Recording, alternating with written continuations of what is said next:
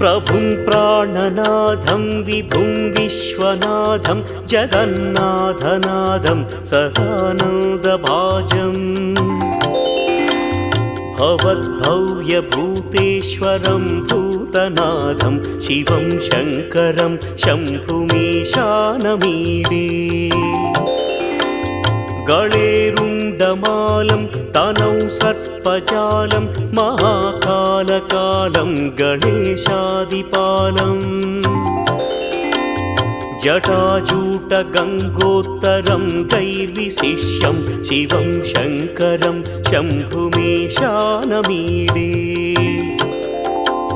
मुदामाकरं मण्डनं मण्डयन्तं महामण्डलं भस्मभूषाधरन्तम् अनादिं ह्यपारं महामोहमार